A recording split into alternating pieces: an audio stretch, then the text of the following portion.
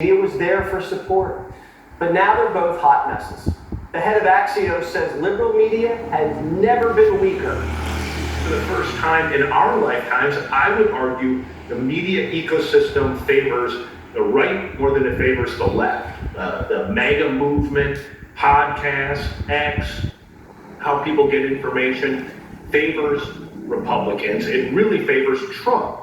And so he has everything working for him in terms of his ability to do a lot fast and stretch the boundaries of what we're used to in terms of the power of the presidency. And the Democrats are just downright toxic.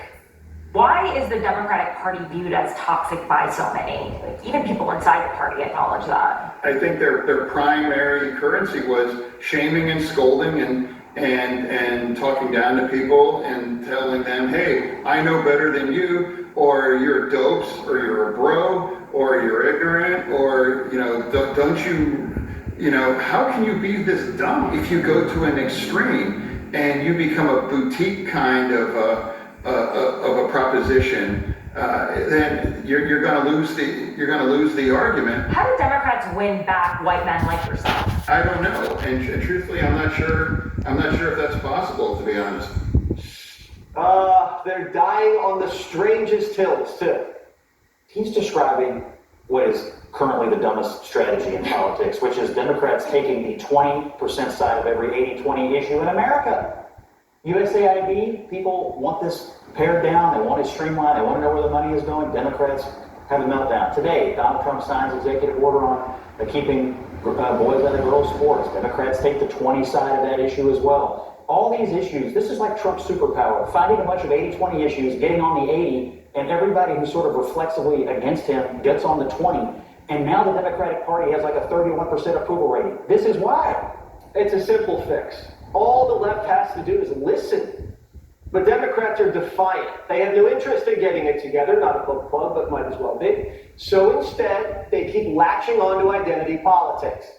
It's not public issues. I don't want to interrupt you. I thought it was about eggs. We're not talking about it. It's not about it. It was never about eggs. It was about race. And if we're honest, if I see something, say something. We've been told that since we were kids. If you see something, say something. It's not about eggs. It's about making sure that there is white supremacy in this country. And if we're honest, we will say that. The left is miserable, which is why Americans voted them out. All they care about is victimology. I'm not talking about how you feel, I'm talking about how I feel. Me, a black woman in this country. I got a law degree, a master's, and 2 bachelors. Probably more education than all y'all added up together at this table, right? And I have always been the least paid person on payroll at every institution I have worked in. And it's not because the White House? You were in the White House. Well, whose fault is that? I don't think you worked for George W. or Trump. Did that argument not convince you? AOC says you're a victim of a vast right-wing conspiracy. It was really hard watching people and communities that I am aligned with fall for right-wing misinformation. Yeah, that's not what happened. People just got tired of Democrats lying. So the whole party's in shambles, and Pelosi not helping. She's twisting the knife in the big guy's back. She says things would have been worse if Biden was at the top of the ticket. Well, all I know is that we won a seat in the House. We did not lose any seats. People were like, well, the Democrats lost. No, we did not.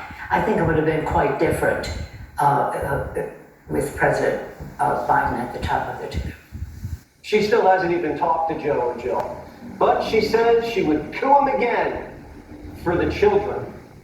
The former First Lady, Jill Biden, has spoken out saying she was disappointed in you. Is there any way to patch that up? Have you spoken to the Well, I certainly hope so. No, I haven't. But the fact is that we're all on a mission for the American people, for America's working families. My whole passion about being in politics is for the children. So what is it that we're doing for the children? I think that it would have been important for the children to not have Donald Trump be president of the United States. Sorry, kids, Trump's back, and so is the golden age. The rest of the party should take that as a warning call. If you want to salvage whatever political careers you have left, scrap everything and start over. Howard Dean screamed it the best. The Democrats need to have a complete reboot. They've been functioning inside the Beltway, and that's what their tendency is. The name Democrat has been branded really badly, and we don't run enough local candidates to unbrand it. We leave whole swaths of legislative seats unchallenged in red states. That is insane. Jimmy Fail is the host of Fox News Saturday Night. So Dean says the Democrats have to reboot. Oh man, the thing about this, Justin Balboni is less popular with Blake Lively than the Democrats are with American voters. Like, we're at a historic inflection point here for them. Because the issue they have, and this is where Trump wins. Trump's a businessman, he is listening to the customer. The Democrats are trying to change the customer's preferences. Okay, nobody out there wanted a transgender superhero. There's not a kid out there looking to read a comic book called Wonder If It's a Woman.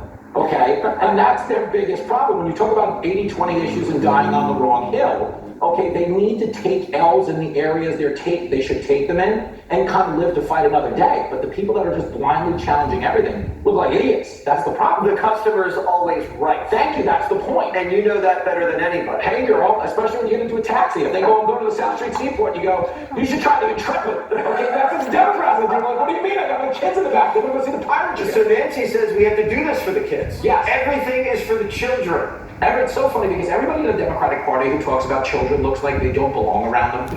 You know, and she has that energy going on. And I love the thing with her and Biden. And to be clear, he did try to call her, but he was talking into a banana.